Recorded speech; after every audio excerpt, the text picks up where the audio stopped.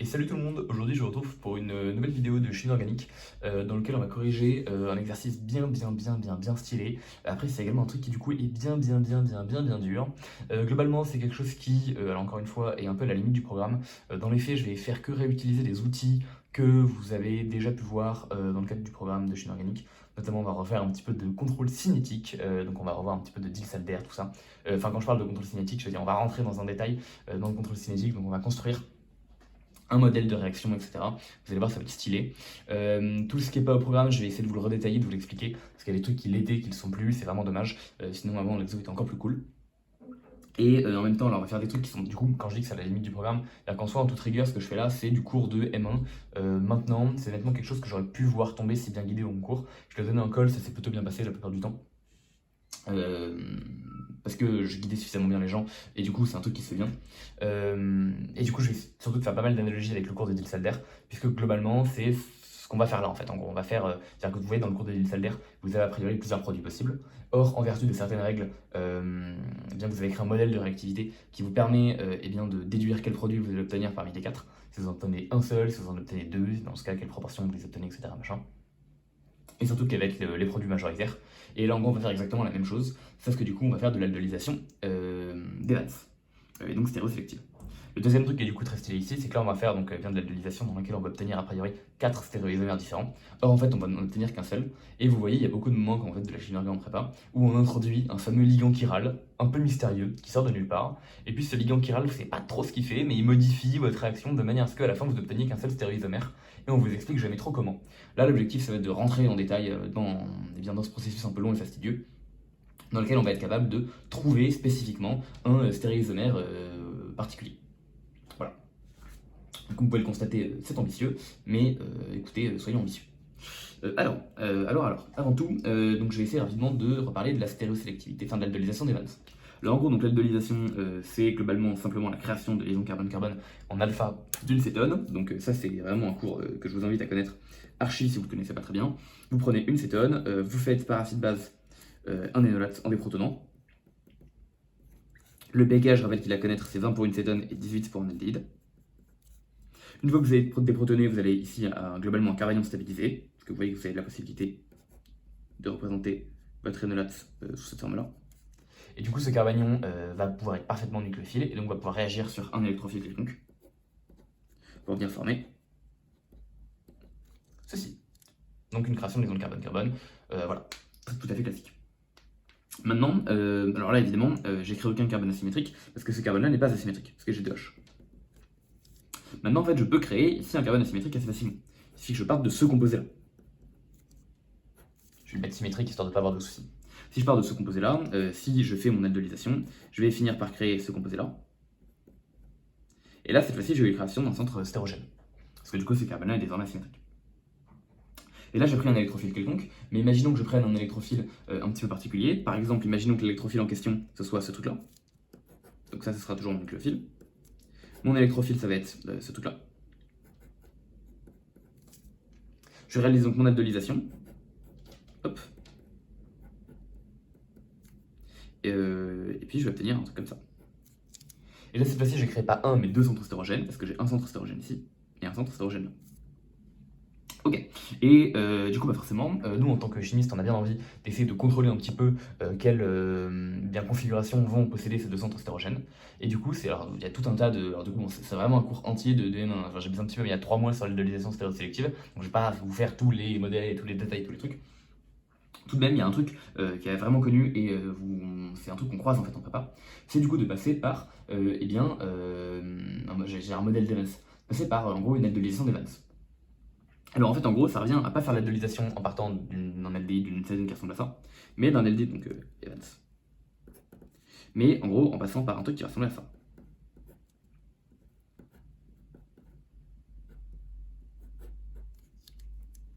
Avec ici n'importe quoi et un H arrachable. Voilà. Alors en fait, ça c'est pas tout à fait une copie d'Evans. Donc vous voyez que c'est une sorte de diamide avec en même temps ici une sorte de amido-ester. Donc c'est un truc un peu chelou. Mais en fait, je sais pas, il me reste un dernier truc à ajouter. C'est qu'en gros, il y a l'un de ces deux carbones qui va être chiral. Et typiquement, il va être chiral en lui collant ici un énorme machin sur la tête. Et puis voilà, un truc très encombré, genre un phényl. L'objectif ici, bien sûr, c'est que du coup, on voit qu'on va avoir un centre stérogène dans notre molécule. Et à partir de là, on va simplement pouvoir donc, réaliser notre aldeolysation, donc en arrachant ce H, puis en rajoutant nos électrophiles. Et cette aldeolysation va avoir le bon goût d'être, comme là on a déjà introduit un ligand chiral, de former un seul des 4 stéréoisomères possibles a priori. Évidemment, là on peut en avoir 4 parce qu'on a 2 centres stérogènes, donc a priori ça peut nous faire 4 produits possibles. En fait, en théorie, on peut facilement contrôler si on obtient plutôt quel couple d'enantiomères on obtient entre les deux qui sont là. Je rentre pas dans les détails, mais c'est quelque chose qu'on peut contrôler assez facilement. Et là, on peut contrôler plus particulièrement quel produit on va obtenir parmi les 4 a priori possibles grâce à ce genre de truc. Surtout, l'avantage, c'est que ce genre de truc en synthèse organique, ça se forme assez facilement. En gros, essentiellement, l'idée, c'est de partir d'un composé qui ressemble à ça. C'est aromatique un peu dégueulasse, mais voilà. Vous partez d'un truc qui ressemble à ça. Vous lui calez un diester quelconque, donc je sais pas, par exemple celui-là. Voilà. Vous allez réaliser une double addition-élimination en commençant par l'azote parce que c'est plus nucléophile, puis on continue avec l'oxygène. Donc ça c'est double addition-élimination, 2ANE. Vous allez arriver donc à former un truc qui ressemble à ça.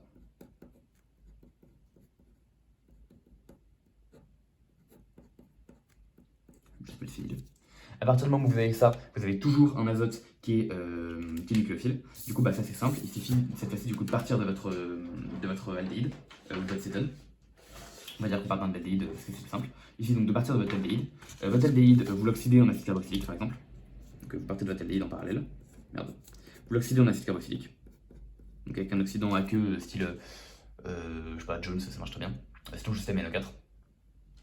Une fois que vous avez votre truc, vous le transformez avec du SOCl2 par exemple, ou du PCl3, ou du PCl5, vous le transformez en chlorure d'acyle. Et à partir de là, du coup, faites une addition-élimination entre la couple d'Evans que vous avez créé avant et ce truc-là, pour obtenir du coup finalement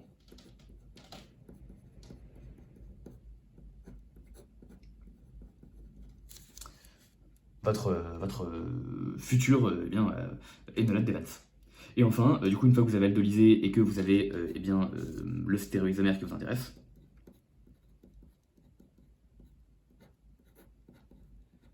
et rien de plus simple, il suffit juste de remonter, c'est après l'aldolysation, je vais mettre un électrophile et puis là on a ce qu'il faut.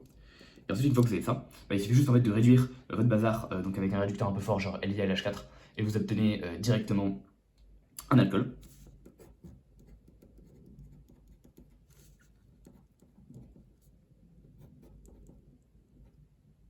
La chaîne carbone, et puis voilà, qui a toujours du coup conservation de son stérogène parce qu'il ne bouge pas. Et ensuite, si vous voulez réobtenir votre aldéhyde, vous n'avez plus qu'à oxyder ça quand ils sont douces. Donc cette fois-ci, par exemple, avec du PCC, donc pyridium chlorochromate. Cl-, CR3, et puis pyridium. Et vous obtenez directement votre aldéhyde. Alors ça peut sembler un peu compliqué de faire toutes ces étapes-là. C'est vrai que ça ressemble un peu à un jonglage. L'objectif du coup c'est que vraiment on n'obtient qu'un seul stéréoisomère possible, ce qui est cool. Et en fait c'est beaucoup plus pratique de faire ça que de venir obtenir 4 produits, donc 2 couples d'énantiomères. Et du coup les 2 couples d'énantiomères vont être faciles à séparer l'un l'autre. Après les 2 énantiomères, pour les séparer, vous allez devoir faire réagir ça avec un ligand chiral, les séparer, puis faire déréagir ça avec un ligand chiral. En fait autant faire ça directement, ça fait pas beaucoup plus d'étapes et surtout vous gagnez beaucoup en rendement. Donc du coup ce genre d'étape est très cool. Donc ça du coup c'est alors je suis pas rentré dans le mécanisme etc bien sûr, hein, mais globalement vous avez l'idée, donc vous partez de ce petit machin là un peu chelou. Hop. Vous réalisez une double addition-élimination, typiquement sur ce genre de truc en mode diester. Ensuite une fois que vous avez ça, vous transformez votre aldéhyde en acide carboxylique, en oxydant, puis avec du MnO4, puis en chlorure d'acyle. Vous faites une réaction d'addition-élimination. Et ensuite après, il ne suffit plus que de réaliser votre aldolysation, puis de réduire et de réoxydant en condition douce pour obtenir votre aldéhyde. Ok. Donc là c'est la base du modèle d'Evans. Maintenant on va rentrer, enfin ça du coup pardon, c'est l'aspect un peu synthétique d'Evans. Maintenant on va rentrer un petit peu plus dans les détails avec le fameux comprendre comment est-ce que l'induction de ce groupe influe sur ce centre stérogène. Et plus précisément, comment est-ce qu'il influe sur 2 centres stérogènes, dans le cas où on en a 2, comme ce que j'ai dessiné précédemment. Alors du coup, pour ça, je vais partir d'un exemple un peu quelconque, d'un exo que j'ai trouvé, qui est plutôt pas mal, dans lequel essentiellement on va réussir à former, en partant du coup de ce composé-là. C'est l'éthyle pour CH3. Hop, je le redessine. On part de ce composé-là, avec ici un méthyle, et là un phényl. On part de ce composé et on va réussir, en tout cas on va essayer de former en rajoutant, alors je vais regarder exactement ce qu'on rajoute. On va venir ajouter ce truc là. Donc celui-là. Du COCL. Ah non, pardon, je suis con, ça c'est pour former la copule d'Evans. Pardon, je suis vraiment complètement débile. Non, qu'est-ce qu'on va venir ajouter exactement? Aïe. Je pense qu'on rajoute juste un LDI de quelconque, en fait. On rajoute juste un LDI de quelconque. Un LDI de. Je vais rajouter cet LDI de là par exemple, qui va suffire pour former un carbone asymétrique, bien sûr. Parce que du coup, on va obtenir d'un côté un méthyle, d'un côté un H, d'un côté un OH. Donc on va rajouter ça. Du coup, évidemment, après aldolisation, tout ça machin, on va donc obtenir ce composé là.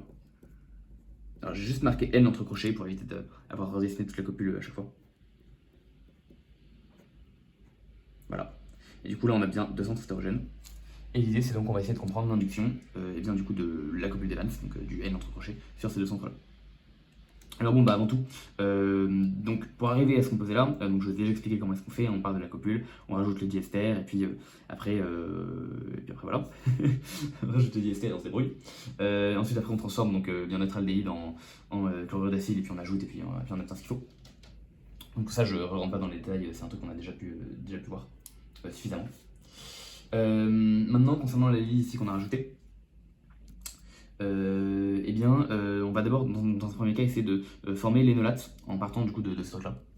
Du coup alors pour former l'énolate on pourrait faire de deux manières différentes. On pourrait simplement mettre une base forte et arracher un peu comme un fringouin. On pourrait également passer, comme j'ai précisé dans la vidéo sur les azotes, par l'énamine, par l'imine puis l'énamine, donc de manière catalytique. C'est pas ce qu'on va faire ici, j'avais parlé d'une dernière méthode qui marchait bien et du coup c'est la méthode qu'on va utiliser, où du coup on va passer par une activation avec un acide de Lewis. Du coup l'acide de Lewis qu'on va utiliser ça va être un acide de Lewis de bore. Donc je vais lui coller 2 butyl et puis je vais lui mettre un petit ETF. Essentiellement du coup dans un premier temps donc on va former et avec ça on va rajouter une base faible évidemment du coup. Donc, par exemple le triéthylamine ça marche très bien. Donc on va partir bien sûr de notre amide. Alors, bon, évidemment, en termes de mécanisme, on se doute bien de globalement ce qui va se passer. On va venir dans un premier temps, en tout, je ne précise pas exactement dans quel sens on va faire les étapes, on va voir ça après. Mais en gros, on va venir arracher le H qui est ici en alpha avec notre base faible. Et on va venir en même temps caler l'acide de Lewis sur l'oxygène. Bon, la question c'est qu'est-ce qu'on fait quoi avant? Du coup c'est pour ça que c'est important de connaître ces pKa. Si jamais l'acide base peut se faire parce que les pKa sont dans le bon sens, on fait l'acide base en premier, puis ensuite on ajoute sur l'acide de Lewis. Si jamais l'acide base ne peut pas se faire, on commence par ajouter sur l'acide de Lewis. Parce que l'acide base de toute manière se fera pas. Alors évidemment on va commencer par ajouter sur l'acide de Lewis, parce que le but de l'acide de Lewis c'est justement de diminuer le pKa de ce H là, donc c'est qu'évidemment on ne veut pas arracher ça de base. Donc du coup on va bien commencer par réaliser une addition nucléophile sur notre acide de Lewis pour former du coup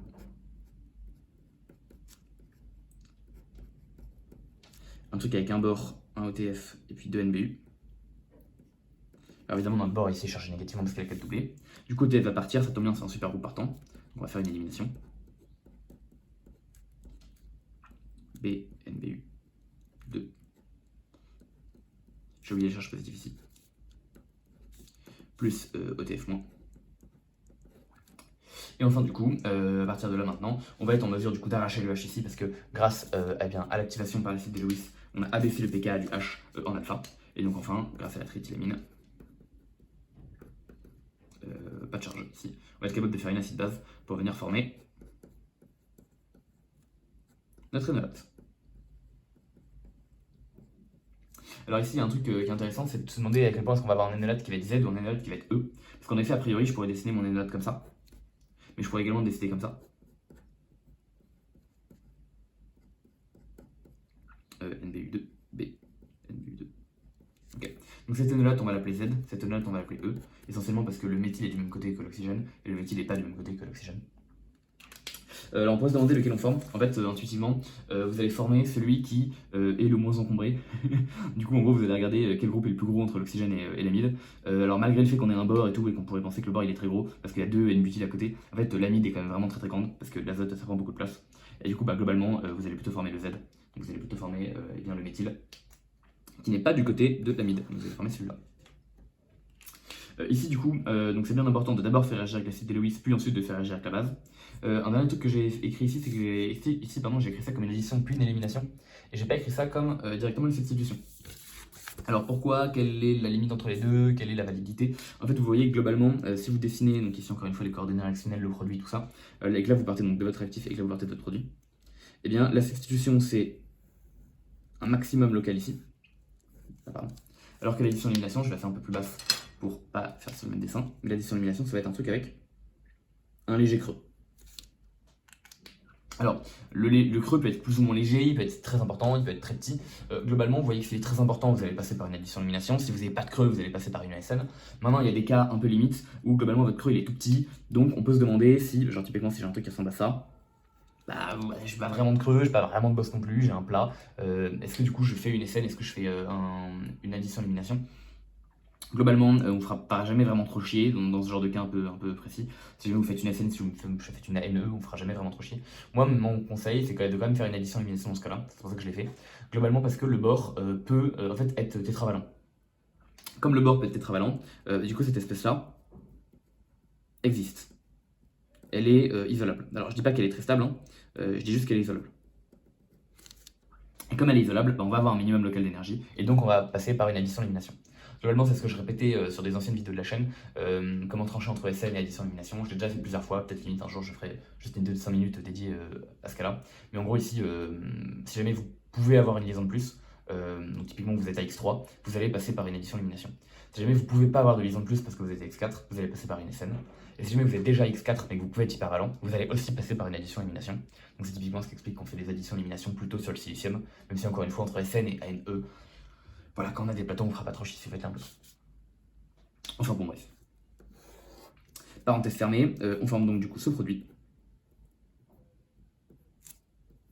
J'ai juste marqué bord ici. Merde, j'ai marqué B, juste marqué bord. Évidemment, les substitutions du bord ne nous intéressent pas beaucoup. Et là, j'ai juste marqué azote. Ce qu'il y a sur l'azote ne nous intéresse pas beaucoup actuellement non plus. Ok. Bon, bah là, du coup, c'est cool parce que on vient de réussir à former du coup notre énolate. À partir de maintenant, le mécanisme il est super simple. Je vais juste venir énolater cette histoire sur mon aldéhyde. Hein. Donc, je vais juste venir énolater ça comme ça. Boum. À la limite, je vais venir récupérer le bord comme ça, et puis là, je vais venir rabattre mon doublé. Et bon, voilà, je fais une petite aldolisation tout à fait classique. Et en termes de mécanisme, c'est pas du tout important ici. Non, ici, vraiment, ce qui nous intéressait, c'est l'induction stéréosélective du groupe parenthèse N ici, hein, qui en fait c'est chiral. Je ne le donne pas depuis tout à l'heure, mais c'est tout là chiral. Alors bon, bah là, en fait, du coup, maintenant, il va nous falloir un modèle de réactivité. Parce qu'en fait, ce qu'on fait là, c'est là que je vais commencer à faire des analogies avec la Diels-Alder, c'est des trucs que on fait, en fait, c'est des trucs qu'on fait jamais ailleurs dans le programme de prépa, sauf quand on fait de la Diels-Alder. Vous voyez que dans une Diels-Alder, donc imaginons que je prenne un diène quelconque, j'appelle ça R1, j'appelle ça R2, et puis je fasse réagir ça avec R3 et puis R4. La Diels-Alder me dit que je vais obtenir un cycle à 6 et tout comme ça, avec ici un substituant R1, là un substituant R3, et R4 et un R2. Et vous voyez que vous avez a priori 4 centres stérogènes, donc beaucoup de stéréoisomères possibles. Maintenant, pour trancher quel stéréoisomère on obtient, on a commencé par définir des modèles de réactivité. Alors, bon, il y a des trucs un peu bidons. Par exemple, le fait que si jamais R1 et R2 sont tous les deux à l'extérieur de la à l'extérieur du cycle, il y a de forts à parier qu'ils vont se retrouver ici du même côté du cycle, pour raison de symétrie. De la même côté pour R3 et R4, si jamais ils sont du même côté de la double liaison, il y a de forts à parier qu'ils vont se retrouver du même côté du cycle. Donc en fait, déjà, on voit que ces 4 centres stérogènes, en fait, ils sont liés 2 à 2. Donc en fait, globalement, c'est exactement, ça revient exactement à dire qu'on travaille là-dessus. R1, R2, et que du coup on obtient par Diels-Alder R2, R1, avec seulement 2 centres stérogènes. Ça c'est pareil que ce qu'on a fait là, on a autant de produits possibles. Du coup des produits possibles ici on en a 4. On va voir là-haut, en bas, en haut et en haut en bas. Et en gros, ce que vous avez fait en Diels-Alder, c'est que vous avez essayé d'expliquer quel produit est-ce qu'on allait obtenir et comment est-ce qu'on peut savoir quel produit est-ce qu'on obtient. Alors bon, on peut se dire qu'ici on a, dans un premier temps, évidemment, on va avoir la classique, hein, quand on a 2 centres stérogènes voisins et que les 2 carbones ne sont pas également substitués, on n'a pas de composé méso, du coup ça nous fait en tout 4 composés, 2 couples d'énantiomères, et ensuite chaque composé est diastéréoisomère de 2 autres. C'est la classique, c'est exactement ce qu'on trouve ici. Pas d'activité optique au début égale pas d'activité optique à la fin, donc on sait qu'on va avoir un des 2 couples d'énantiomères. Et pour trancher entre les 2 couples d'énantiomères, du coup vous avez fait un modèle de réactivité. Donc le modèle de réactivité qu'on a dit, c'était en gros, on va essayer en fait, comme on soit assisté contre le cinétique, de diminuer l'énergie d'état de transition. Donc encore une fois, j'en fais beaucoup de ces petits schémas, je sais que c'est vraiment important. Ici, vous avez votre produit, là, vous avez votre actif, là, vous avez votre état de transition. Et vous, votre objectif, c'est de diminuer l'énergie de ce truc-là. Parce que si vous diminuez l'énergie de ce truc-là, eh bien, vous allez être en mesure en fait, simplement de définir votre produit cinétique en fait. Et comme là, vous placez ce contrôle cinétique, ce qui vous intéresse, c'est le produit cinétique. Évidemment, le produit thermo, vous n'avez pas besoin de faire tous les modèles que vous avez en Tilsalder. Le produit thermo, c'est simple, c'est celui qui minimise la gêne stérique. Donc c'est R1 en haut, R2 en bas, ou R1 en bas, R2 en haut. Ça, c'est le produit thermo et il n'y a pas de souci du tout. Le produit cinétique, évidemment, c'est beaucoup plus galère, puisque du coup, justement, il faut définir un modèle d'approche. Nous, ce qu'on veut, c'est diminuer l'énergie de l'état de transition. Et en gros, de par le procédé de Hammond, de par le postulat de Hammond, en fait, on dit que diminuer l'énergie de l'état de transition, ça revient en gros à diminuer, essayer en fait de diminuer l'énergie du truc qui part par là, quoi. En fait, on va essayer de venir diminuer l'énergie de l'approche entre les deux. Parce qu'on considère qu'on va pas avoir des profils énergétiques qui vont se croiser. Voilà. Ça revient aussi en fait, je dis ça, non c'est pas tout à fait Hammond, en vrai c'est plutôt Fukui, qui consiste à dire ici que Hammond c'est plutôt faire des amalgames entre état de transition et intermédiaire réactionnel. Hammond c'est plutôt ça, donc en gros ça revient plutôt à dire que ce truc-là et ce truc-là sont proches en énergie, donc proches en structure. Hammond c'est plutôt ça. Là on a plutôt Fukui qui nous dit qu'on va avoir une état de transition précoce, donc pas de croisement entre nos deux chemins réactionnels. Et donc, puisque nos chemins réactionnels ne se croisent pas, si jamais on part, en tout cas qu'ils se croisent de manière tardive et pas de manière précoce, du coup Fukui nous dit que si jamais on arrive à créer une approche qui est plus stabilisée que l'autre, alors l'état de transition sera également plus stabilisé que l'autre. Autrement dit, Fukui nous dit que on va avoir plutôt un profil comme ça, que un profil comme ça. Donc il faut que je parte plus haut et que je croise. Voilà. Là évidemment on voit qu'ici on a un croisement après l'état de transition, donc si jamais je pars en étant plus stable, je finirai en état de transition plus stable, donc mon produit cinétique est celui qui, on va dire, minimise l'énergie d'approche, alors que là, pas du tout, mon produit cinétique, c'est celui qui maximise l'énergie d'approche, donc là on n'est pas du tout dans le postulat de Fukui, là c'est Fukui. Ok. Bon nous en fait on va réutiliser ce genre de postulat. Donc on va essayer du coup de créer un modèle qui va venir diminuer l'énergie d'approche. Et partant du modèle qui diminue l'énergie d'approche qu'on aura créé, on va du coup pouvoir en déduire que cette énergie d'approche diminuée est également une énergie d'état de transition diminuée. Et du coup, on va pouvoir en déduire quel va être notre produit cinétique. Vous avez l'idée? C'est un peu technique, mais normalement, c'est des trucs que vous avez fait en Tilsalder, donc vous devrez à peu près être capable de comprendre tout ça. Alors, là maintenant, du coup, c'est là qu'il faut se poser un peu, qu'il faut qu'on fasse de la chimie, et qu'il faut qu'on réfléchisse à comment est-ce que nos trucs vont réagir. Première chose qu'on va remarquer, c'est que si je redessine un peu mon énolate, j'ai un énolate avec un bord, j'ai un aldéhyde, et à la fin, de toute manière, avant que j'hydrolyse tout ça, je vais obtenir un truc qui va ressembler à ça. Autrement dit, mon bord va passer sur l'oxygène ici, et je vais reformer ici ma double liaison. Et en parallèle, je vais créer une liaison entre le carbone là et le carbone là. Donc il est fort à parier qu'en termes de flèches, j'ai ce flèche-là qui tape ici, celui-là qui revient là, et celui-là qui revient ici. Ça fait en gros en tout cas 3 flèches. Évidemment, je peux en dessiner plus, mais globalement, c'est les 3 flèches, j'ai du mal à dessiner. On remarque que du coup, on risque d'avoir en simultané une liaison qui se crée, je vais prendre un petit stylo rouge, une liaison qui se crée entre le carbone là et le carbone là, et simultanément une liaison qui se crée entre le bord là et l'oxygène là. Si on regarde, ça nous fait donc un truc ici avec 2 atomes, ici un truc avec 1, 2, 3, 4 atomes. Donc l'atome de bord, l'atome d'oxygène et les 2 atomes de carbone de la double liaison. On a donc en tout une réaction qui va se faire avec 6 atomes et à 3 flèches. Une réaction à 6 atomes et à 3 flèches, vous en avez déjà vu encore une fois, ça s'appelle Tilsalder. Là c'est pas du tout une Tilsalder, parce que Tilsalder c'est une réaction péricyclique, là c'est pas une réaction péricyclique. Mais malgré tout, on se doute qu'on va du coup avoir en gros un cycle à 6 qui va intervenir dans l'histoire. Ça c'est particulièrement bien que le cycle à 6 intervienne dans l'histoire, parce que en fait c'est des trucs que, du coup ça fait partie des trucs que vous voyez plus au programme, mais en gros les cycles à 6, c'est évidemment quand vous n'avez pas de double liaison, donc je parle pas de benzène, hein. Enfin quand vous avez une seule double liaison ça passe. En gros, de manière générale, les cycles d'alkane de 6, donc les cyclohexanes, sont particulièrement stables. Alors pourquoi? Parce qu'en fait, un cyclohexane, c'est pas plan du tout, parce que du coup, vous savez que chaque carbone est tétraédral, et un cyclohexane, ça a, en gros, cette forme-là, quand c'est plus stable. C'est une forme qu'on appelle chaise, donc là, c'est chaque atome de carbone que j'ai dessiné ici, et en gros, l'avantage de la chaise, c'est que les angles respectent plutôt bien l'angle du tétraèdre. Du coup, là, vous avez vos liants. Tac, j'essaie de dessiner à peu près. Ok. Et du coup, ça c'est cool parce qu'en gros, vous avez un assemblage de tétraèdres tous les uns à côté des autres. Du coup, de base, des cycles à 6, c'est vachement bien. Donc, on va partir sur un cycle à 6. Le deuxième truc qu'on va dire, c'est que globalement, c'est un peu débile de détruire toutes les liaisons pour ensuite toutes les reformer. C'est juste pas optimisé en termes de. On va essayer de minimiser l'énergie de la transition. Du coup, ce qu'on va faire, c'est qu'on va commencer à briser les liaisons, et en même temps, celles qu'on commence à former, on va en fait en gros briser et reformer des liaisons en même temps. Et du coup, si on brise et qu'on reforme des liaisons en même temps, bah, ça veut dire qu'en même temps qu'on attaque avec cette double liaison sur ce carbone-là, et ben en même temps, l'oxygène va déjà commencer à capter le bord, et en même temps, la liaison va déjà commencer à se rabattre. Du coup, on va globalement avoir un état de transition, dans lequel on va, ou en tout cas une approche, dans lequel on va avoir un truc asycentre, avec tous les trucs qui se brisent, et tous les trucs qui se reforment, qui se passent en même temps. Ok. Donc à partir de là, en fait, on a déjà fait le travail nécessaire, enfin on a déjà fait énormément de travail, parce qu'en fait là, on vient en gros de définir notre modèle de réactivité. Pour la dialyse d'air, du coup, c'était l'approche supra-supra, dans laquelle on essaie de maximiser le recouvrement parce qu'on travaillait ce contrôle orbitalaire, si vous vous souvenez bien. Ici, du coup, bah, on va pas du tout essayer de faire un recouvrement d'orbital maximal, enfin ça revient un peu à faire ça, mais c'est pas comme ça qu'on va le présenter. Ici, on va le présenter en disant cycle à 6, plus, et bien du coup, le bord et l'oxygène de l'aldéhyde qui commencent déjà à se lier, autrement dit une sorte de chélation. Alors bon, bah du coup maintenant ce qu'il faut faire, c'est donc il faut essayer de représenter tous les différents intermédiaires réactionnels possibles. Et ensuite, une fois qu'on aura nos intermédiaires réactionnels, on va pouvoir commencer à venir trancher entre quel intermédiaire réactionnel on garde. Enfin, plutôt, pardon. Je vais venir représenter tous les états de transition possibles, il va en avoir 4, puisque 4 produits à la fin, ça veut dire qu'on a 4 états de transition possibles. Et une fois qu'on aura dessiné ces 4 états de transition, on pourra essayer de trancher lequel sera le plus stable.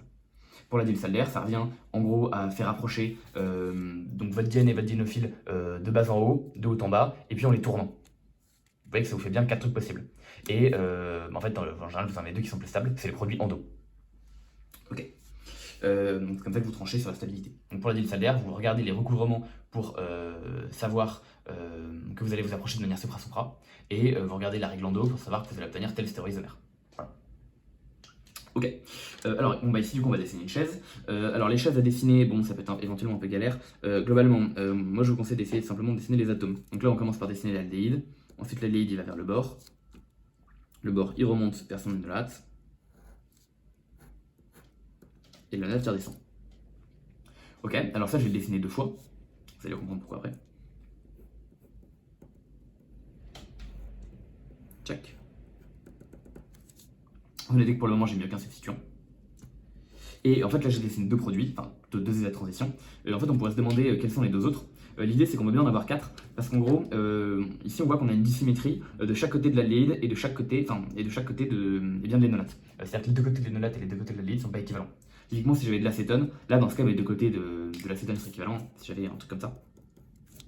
Là, pour le coup, j'aurais 2 côtés équivalents, parce que d'un côté, je m'approche avec carbone à droite, carbone à gauche, de l'autre côté, je m'approche avec carbone à droite, carbone à gauche, donc tout va bien.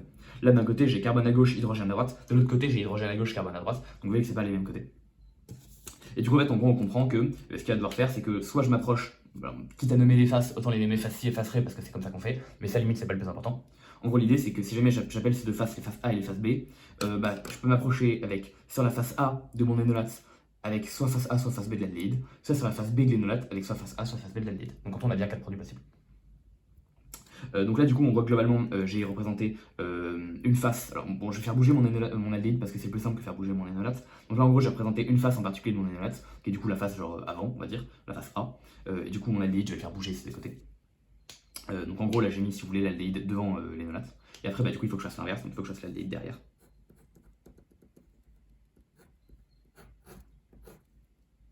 Hop. Donc là, on va avoir un début de produit supplémentaire. Et puis, je vais le faire de la même manière.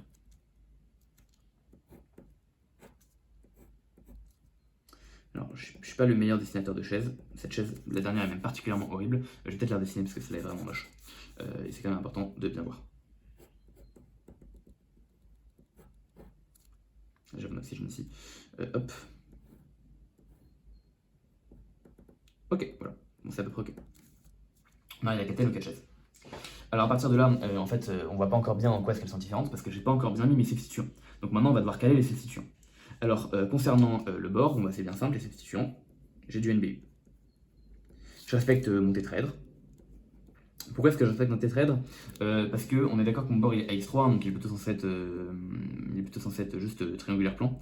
Maintenant, on a dit qu'on cassait et qu'on reformait tout en même temps. Donc si je casse et que je reforme tout en même temps, mon bord va passer momentanément par une géométrie tétraédrique. Parce qu'il va à la fois être en train de former sa liaison avec le nouvel oxygène et de casser sa liaison avec l'ancien oxygène.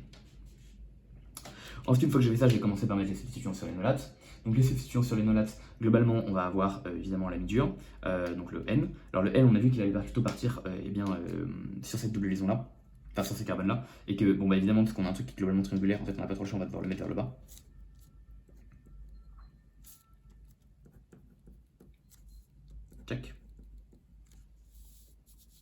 Ok. Ensuite, on va avoir du coup le méthyle à placer, donc le CH3. Alors là, du coup, c'est là que c'est important de savoir si on est plutôt avoir un énolate qui allait Z ou un énolate qui allait être E. Parce que si les Z, on va plutôt le mettre du même côté que l'oxygène. Si les E, on va plutôt le mettre de l'autre côté. Du coup, là, il est Z, donc on va le mettre du même côté. Donc typiquement ici, on va le mettre vers le haut. Là également. Évidemment, s'il était E, on l'aurait mis du côté de l'azote. Et enfin, du coup, maintenant, dernier truc, il faut juste qu'on place les substituants sur l'aldéhyde. Donc, du coup, les substituants sur l'aldéhyde, c'est un CH3, donc un méthyle et un H. Donc, dans un premier temps, par exemple, on peut mettre le H en bas, et puis du coup, le méthyle plutôt en haut. Ou alors le H plutôt en haut, et le méthyle plutôt en bas. De la même manière ici, on va venir caler le méthyle plutôt en haut, et le H plutôt en bas. Ou le H plutôt en haut, et le méthyle plutôt en bas. Voilà. Là, on vient d'obtenir nos 4 étapes de transition. On a bel et bien fait à chaque fois tourner notre aldéhyde. Donc méthyle en bas, H là. Si je le fais tourner, j'ai le méthyle qui passe là, j'ai H qui passe là. Et on a bien fait réagir les deux faces l'une à côté de l'autre. On obtient donc 4 étapes de transition. C'est super. Alors à partir de là, on voit qu'on n'est encore pas sorti d'affaire, parce que déjà il faut qu'on définisse lequel est le plus stable, et ensuite il faut que partant de l'état de transition, on arrive à dessiner le produit. Donc on n'est pas sorti de l'auberge. Malgré tout, dans un premier temps, du coup, de la même manière que en Diels-Alder, on avait donc la règle Landau qui nous permettait de trancher entre tous les états de transition possibles pour savoir lequel est le plus stable. Donc on rappelle que pour la règle Landau, on maximise le recouvrement secondaire et du coup on stabilise vers l'état de transition. Et donc c'est pour ça qu'on sait qu'on a un état de transition qui est plus stable que les autres. Ici, on ne va pas raisonner sur des orbitales, ici on va raisonner sur des interactions statiques. Parce qu'en fait, deuxième truc que je vous ai pas dit sur les chaises, c'est que cette position-là et cette position-là, elles sont radicalement différentes. Parce qu'il y en a une qui est dans le prolongement de la chaise. Donc si jamais j'ai un plan de la chaise, cette position-là est dans le prolongement du plan. Et j'en ai une qui va à l'opposé, qui est perpendiculaire au plan de la chaise. Et du coup la question c'est est-ce qu'il n'y en a pas une des deux qui est plus stable? Et en fait si, cette position-là, qui est dans le prolongement du plan de la chaise, qu'on appelle équatoriale, et ben elle est beaucoup plus stable que celle qui est dans l'opposition, qu'on appelle axiale. Intuitivement parce que là on prend moins de place. En fait si on a déjà un truc plan, on prend moins de place à continuer dans le plan que à se mettre complètement perpendiculaire. Parce que si je me mets complètement perpendiculaire, je vais prendre globalement une boule, alors que si je reste dans le plan, je vais prendre globalement un pancake. Et en gros, c'est mieux de prendre un pancake que de prendre une boule, parce qu'on diminue le volume de notre molécule. Et on diminue le volume de notre molécule, je sais pas, typiquement on augmente l'entropie de la solution par exemple, et puis même en termes de gène sérique, du coup c'est moins pire d'être comme ça, parce que la position axiale elle va beaucoup plus pouvoir facilement interagir avec le cycle ici parce qu'elle est vraiment en haut, alors que la position équatoriale elle est beaucoup plus loin du reste du cycle. Donc pour plein de raisons, la position équatoriale elle est mieux. Du coup ça va nous permettre de trancher. Entre quel état de transition est le plus stable? C'est celui qui met le plus de trucs en équatorial. Alors du coup, on peut regarder. Globalement, l'énolate, là, il met quoi? Il met l'azote en axial. Ah ça, c'est pas fou, parce que l'azote, il est gros, il est en axial, c'est pas génial. Mais maintenant, est-ce qu'on a vraiment d'autres choix? Pas vraiment. Dans le sens où si jamais on mettait l'azote en équatorial, en fait, comme il y a une double liaison, le truc est plan, donc on peut juste pas mettre l'azote en équatorial. Donc, c'est pas fou, mais on peut pas faire mieux. Pareil pour là, pareil pour là, pareil pour là. Concernant notre bord, il a deux N-butyl en équatorial et axial, ça change rien, donc pareil, c'est pas lui qui va discriminer. Concernant le méthyle il est en axial, c'est pas fou. Maintenant, encore une fois, ça c'est pas quelque chose qu'on décide. Le méthyle est en axial parce que la double liaison elle est Z. Elle serait E, il serait en équatorial, ça serait génial. On n'a pas de bol, c'est Z, c'est en axial. C'est pas un truc qu'on décide non plus. Donc méthyle en axial, on va pas y toucher. En fait, là vous voyez que le seul atome qu'on peut vraiment toucher, c'est le carbone du pied de l'aldéhyde, donc le carbone qui est là. Celui-là. C'est le seul qu'on peut vraiment toucher parce que, regardez, ici j'ai un méthyle en axial et un H en équatorial. Ici j'ai un méthyle en équatorial et un H en axial. Là j'ai un méthyle en axial et un H en équatorial. Et là j'ai un méthyle en équatorial et un H en axial. On a dit quoi? On a dit que globalement, la position la plus stable c'était celle en équatorial. Maintenant, qu'est-ce qui se passe quand j'ai un truc en axial et un truc en équatorial? Du coup, globalement, qu'est-ce que c'est? Rien, c'est juste un truc petit. Du coup, si j'ai un truc gros et un truc petit, je vais plutôt essayer de mettre un truc petit en axial et gros en équatorial, parce que c'est mieux. Du coup, en gros, celui-là, il a son méthyle en équatorial et son H en axial, donc c'est bien. Je sais pas comment valider, je vais mettre un petit yes, c'est bien. Lui, il a son méthyle en axial, c'est pas bien. Lui, il a son méthyle en équatorial, c'est bien. Et lui, il a son méthyle qui est en axial, c'est pas bien. Du coup, globalement, on voit que c'est en nos 4 produits, on vient de réussir à discriminer lesquels allaient avoir l'état de transition le plus faible en énergie, c'est ces deux-là. Donc je vais les entoure en rouge, parce que c'est nos petits bébés. Check. Et puis c'est cool. On peut même d'ailleurs remarquer que ces deux-là sont énantiomères. Alors en fait, ils vont pas tout à fait être énantiomères parce que N, il est chiral. Et ouais, c'est ça qui va nous permettre de venir discriminer les deux. Parce que comme N est chiral et qu'on sait que N, il y a un gros bazar avec un gros phényl qui pointe dans une direction, et en fait, ce phényl, il va venir déstabiliser, en fait, il va venir orienter, on va dire, une phase d'approche au niveau de l'énolate. Je vous dis que cette phase d'approche était équivalente. Enfin, en gros, si jamais l'azote n'était pas chiral, on n'aurait rien à perdre à s'approcher d'une face ou à s'approcher de l'autre face. Ce serait équivalent en termes d'énergie de l'état de transition. En fait, ça va pas être le cas parce que notre truc est stérique. Mais bon, ça, c'est l'état d'après. Dans un premier temps, du coup, c'est de voir que du coup, ces deux-là ont eh bien, un méthyle en axial. De toute façon, ces deux-là, ils ont une énergie en état de transition qui est identique. Et en gros, ces deux-là sont enantiomères. Réciproquement, ces deux-là sont enantiomères aussi. Évidemment, des états de transition enantiomères, ça va nous donner des produits qui sont enantiomères. Donc maintenant, on n'a plus qu'à dessiner les produits. Alors bon, il y a plusieurs manières de voir pour dessiner le produit, c'est la partie un peu galère. Une première, alors je vais juste essayer de... Déjà, il faut trouver une convention. Vous mettez quel groupe à gauche, quel groupe à droite. Moi, je vais décider de manière un peu arbitraire de mettre la copule d'Evans, donc l'azote, à droite. Donc je vais décider de représenter mon produit comme ça.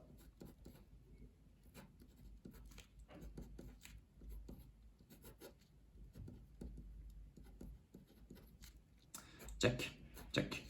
Ensuite, après, est-ce que je préfère mettre eh bien l'alcool en bas, en haut? Alors globalement, on va essayer de continuer la chaîne carbonée parce que c'est mieux. Donc, je vais mettre l'alcool plutôt en haut comme ça. Et puis derrière, je vais continuer en calant mon méthyle vers le bas et là en calant du coup le méthyle de mon aldéhyde. Donc là, j'ai mon méthyle et là, j'ai le méthyle de l'aldéhyde. Les trucs stérogènes que j'ai, les centres stérogènes que j'ai écrits sont là, bien sûr. Ok. Bon, du coup, maintenant, essentiellement, du coup, il faut qu'on essaie de passer de ces formes-là à la forme que j'ai dessinée juste avant. Alors bon, premier truc qu'on peut regarder, ici on a le méthyle qui pointe vers le haut, là on a le méthyle qui pointe vers le haut, on va avoir un produit qui va être syn, parce que les deux méthyles pointent du même côté. Là pareil. Du coup, premier shot, les deux trucs que je vais obtenir, ça va être les deux produits syn. Du coup là, je vais avoir soit mon alcool devant et mon méthyle devant, soit mon alcool derrière et mon méthyle derrière. Bon, c'est bien, mais c'est un peu de la triche. On va essayer, et du coup, évidemment, ces deux produits-là seront anti. Je vais essayer de montrer une analyse un peu plus fine sur l'un et on en déduira l'autre. Je vais faire sur celui-là. On a dit qu'on mettait l'azote à droite. Alors déjà, j'ai commencé par redessiner mon état de transition vite fait en essayant de prédessiner mes liaisons. Je vais avoir ici mon bord. Alors je vais commencer par mon aldéhyde. Il arrive sur le bord. Le bord, il est en train de casser sa liaison avec l'oxygène de l'énolate. Et l'oxygène de l'énolate, il remonte pour retourner en bas. J'ai mon méthyle, j'ai mon H, j'ai mon méthyle, j'ai mon N. Je ne vais pas dessiner les NBU. Globalement, les liaisons qui sortent, c'est celle-ci, c'est celle-ci, c'est celle-là. Là, j'ai une liaison qui sort, mais si je ne l'ai pas mis. Hop, voilà, ça sent pointillé. Super. Globalement, on a vu qu'ici, le carbone qui était tout à gauche, c'était ce carbone-là. Et le plan qui m'intéresse, donc visiblement ici le plan du tableau, si j'ai envie de dire, enfin le plan de la feuille dans ce cas-là, c'est le plan méthyle sur le carbone qui contient l'oxygène et sur le carbone d'à côté. Donc en fait, c'est. Je vais reprendre mon stylo rouge pour que je l'ai calé. Là. Donc en fait, c'est ce plan-là. C'est le plan méthyle. C'est le plan, je fais cette liaison-là. Et dans ce plan-là, qui m'intéresse, moi je veux caler le méthyle à gauche. Donc je veux caler ça à gauche et ça à droite. Du coup, en fait, je regarde dans ce sens-là. Et si je regarde dans ce sens-là, du coup, j'ai plutôt mon oxygène qui est devant et mon hydrogène qui est derrière. Donc ce produit, il va plutôt me donner ça. Je peux faire la même chose ici. Pour le deuxième carbone asymétrique, c'est celui-là. Globalement, je regarde dans le plan du carbone qui provient de l'oxygène et ensuite du carbone qui va être lié à la double liaison. Donc je regarde dans le plan qui est là. Et dans ce plan-là, eh bien, est-ce que le méthyle, évidemment à gauche, donc je regarde toujours ensuite à gauche avec le méthyle qui est là et à droite avec l'azote. Et du coup, cette fois-ci, je de nouveau mon méthyle qui est devant. Donc c'est bien un produit syn, comme on l'avait analysé. Avec le méthyle qui va également se retrouver devant. Ok, super. Si jamais du coup je représente le deuxième produit, vous pouvez ajouter que les deux vont être en arrière. Je vais essayer de vous le faire là vite fait. Comment est-ce qu'on peut montrer que les deux vont être en arrière? Du coup, le premier truc qui nous intéresse bien sûr, c'est ce plan-là. Donc le plan méthyle, cette liaison-là. Et dans ce plan-là, évidemment, comme je veux caler mon alcool à gauche, en fait, je regarde vers le bas. Et du coup, si je regarde vers le bas, là, j'ai plutôt mon alcool qui pointe vers l'arrière du plan. Donc mon alcool est bien en arrière. Pour le deuxième truc, cette fois-ci, du coup, le plan qui va m'intéresser, c'est le plan qui est comme ça. Encore une fois, je regarde de ce point de vue-là. Donc le méthyle est bien en arrière. Du coup, mon deuxième état de. On va dire le produit donné par mon autre état de transition. Du coup, j'ai mis mon stylo bleu. Je l'ai mis là. Ça va être du coup bel et bien l'énantiomère comme on l'avait deviné. Et donc, ça va être celui-là.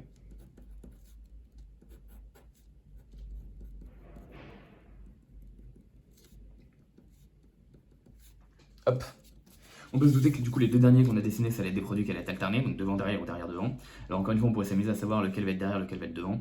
Là typiquement, si je regarde celui-là, je vois que si jamais je commence par regarder ce plan-là, alors bon, faut faire un peu gaffe parce que du coup si je veux mettre mon méthyle dans le plan, non de toute façon globalement là le plus simple c'est de se rendre compte que si jamais je me mets dans le plan, bref en gros c'est de se mettre dans le plan H, truc machin, et puis ensuite de H carbone, H carbone carbone, de regarder que l'oxygène va pointer devant. Sauf que du coup, si j'ai l'oxygène, si j'ai l'hydrogène dans le fond et que le carbone pointe devant, quand je vais mettre le méthyle, et bien l'oxygène va passer derrière. Enfin je dis ça, parce que l'oxygène va rester devant. Bref, en gros c'est comme ça qu'il faudrait faire.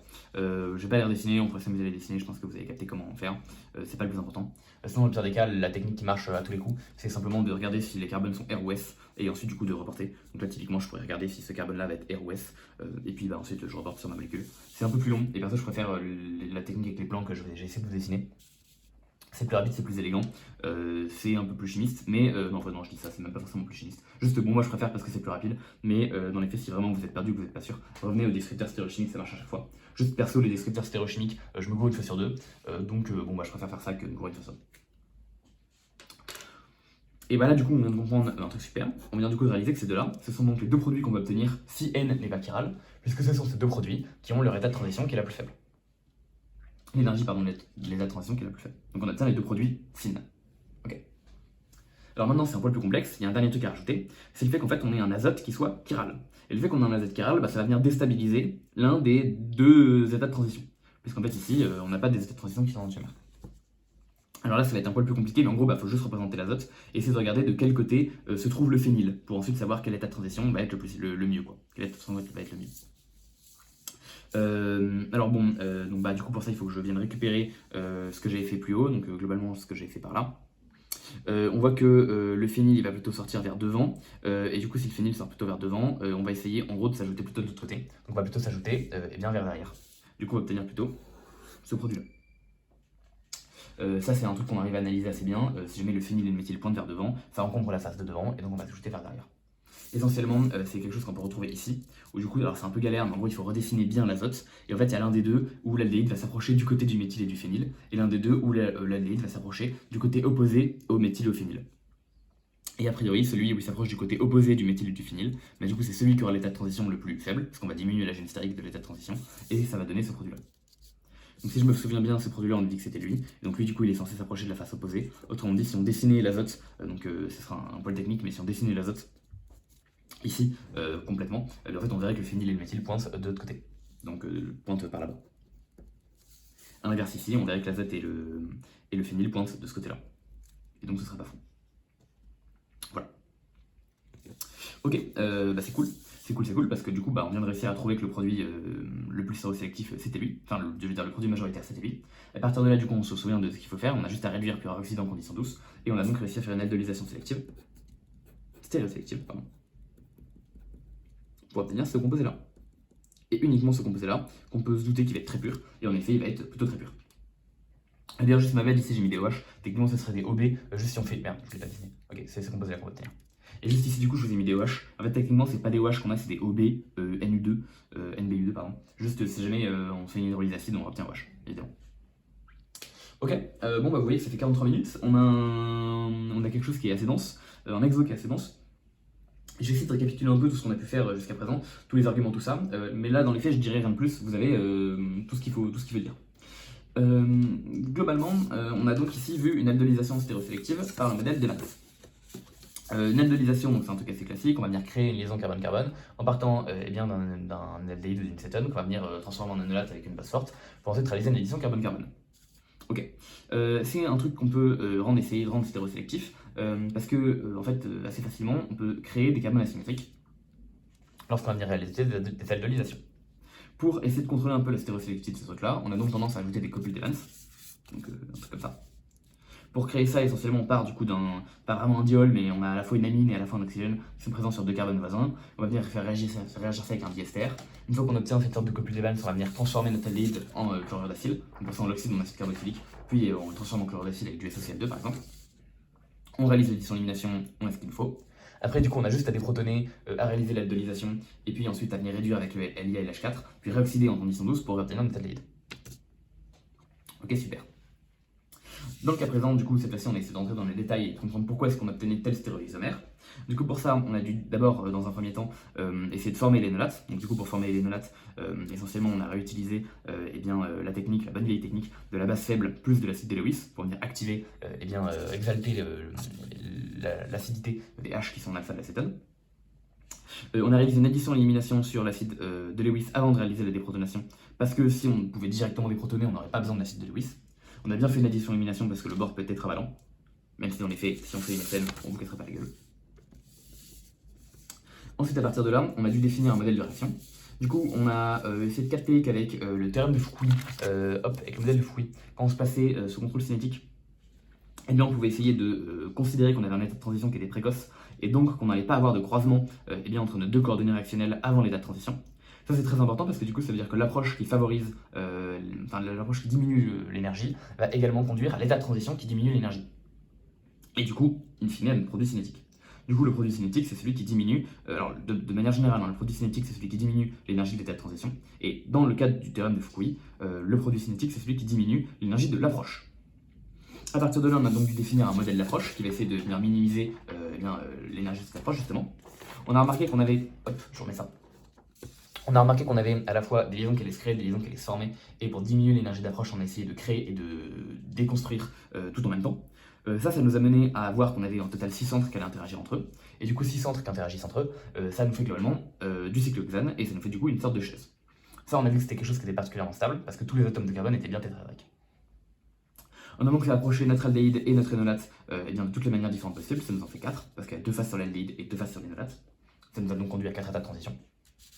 Ensuite, une fois qu'on avait ces états de transition, on a dû, donc exactement comme pour le Dielsaldère, où cette fois-ci on essaie de maximiser le recouvrement entre orbitales, et du coup ça nous conduit à des approches supra-supra. Et ensuite, une fois qu'on a nos 4 approches supra-supra, ou ici nos 4 approches énolate aldéhyde, il faut essayer de trouver quelque chose qui va nous permettre de discriminer lesquels sont les plus stables. Dans le cas de la Dielsaldère, c'est d'essayer de choper les bons recouvrements secondaires. Dans ce cas-là, c'est d'essayer de minimiser la gêne sterique. Donc pour ça, ça revient à caler les composants les plus volumineux en équatorial. Plus précisément, les composants les plus volumineux sur lesquels on peut jouer en équatorial. Donc ici, les méthyles, on a du coup caler en équatorial. Et en même temps, ça c'est un truc qu'on voit pas tout de suite ici parce que j'ai pas dessiné N étant chiral, mais comme N est chiral et que du coup en fait il y a un phényl et un méthyle qui sont très encombrants et qui vont venir gêner l'approche de notre aldéhyde d'un côté et de l'autre, et en fait du coup on va venir favoriser une phase d'approche sur l'énolate, donc en particulier on va venir favoriser la phase K. On a donc comme ça pu trouver l'état de transition qui nous intéressait parmi tous les états de transition possibles. À partir de là, on sait que du coup cet état de transition va conduire à notre produit cinétique et donc le produit qu'on va majoritairement former. Il nous suffit alors juste entre guillemets, de passer de ce produit-là à un produit sur la forme topologique comme on en a plus l'habitude. On s'est rendu compte que c'était ce produit-là. Et ça c'est super parce qu'en même temps c'est vachement logique. On a le méthyle et le phényl qui pendent vers l'avant et donc l'oxygène et le méthyle qui vont se caler tous les deux vers l'arrière. Donc tout va très bien. On remarque d'ailleurs que du coup le fait que les deux se calent vers l'arrière, c'est lié au fait qu'on ait formé un énolate qui était fine, autrement dit un énolate qui avait le méthyle du même côté que l'oxygène, comme ceci. Et ça c'était essentiellement lié au fait que l'azote soit très volumineux. Encore une fois, rien n'est laissé au hasard ici. Si jamais ça avait été un énolate E, on aurait obtenu le produit anti, parce qu'ici le méthyle aurait été en équatorial. Donc on aurait obtenu le produit anti. Et seulement l'un des deux produits anti. Voilà, du coup j'espère que cette vidéo vous aura été compréhensible et que cette vidéo vous aura plu. J'espère également que ça vous aura permis de prendre un petit peu de recul sur ce que vous pouvez effectuer dans votre cours de Dielsaldère, donc concernant le fait de créer un modèle d'interaction cinétique pour venir déduire quel produit est-ce que vous allez obtenir. Vous voyez que vous vous placez entièrement sous contrôle cinétique, pas du tout sous contrôle thermo, parce que sinon il suffirait juste de prendre le produit qui diminue la gêne stérique, donc en prendre un en bas, un en haut, et vous aurez directement le produit qu'il faut. Et puis voilà, j'espère que ça vous aura juste permis de prendre un peu de recul et de comprendre un peu mieux ce que vous avez pu faire, parce que vous avez largement guidé, et je suis pas sûr que... en tout cas moi c'était un truc que j'ai... c'était un recul que j'avais pas à l'époque où j'étais en prépa. Voilà. Sur ce, j'espère que la vidéo vous aura plu. Si jamais vous avez des questions sur quoi que ce soit, n'hésitez pas à me les poser en commentaire parce que c'est un exercice qui est très compliqué. Je ne vais pas forcément préciser dans le début de vidéo, mais je verrai pas ça donné en oral à un autre oral que l'oral de l'NSFULM. Donc ça reste un truc que je trouve relativement compliqué. Mais normalement c'est abordable, j'espère que vous avez compris. Si jamais par hasard du coup vous avez des questions, n'hésitez pas à me les poser, j'y répondrai avec grand plaisir. Et sur ce, j'espère que la vidéo vous aura plu. Et du coup je vous souhaite une très bonne journée. Et je vous dis à la prochaine. Bye bye.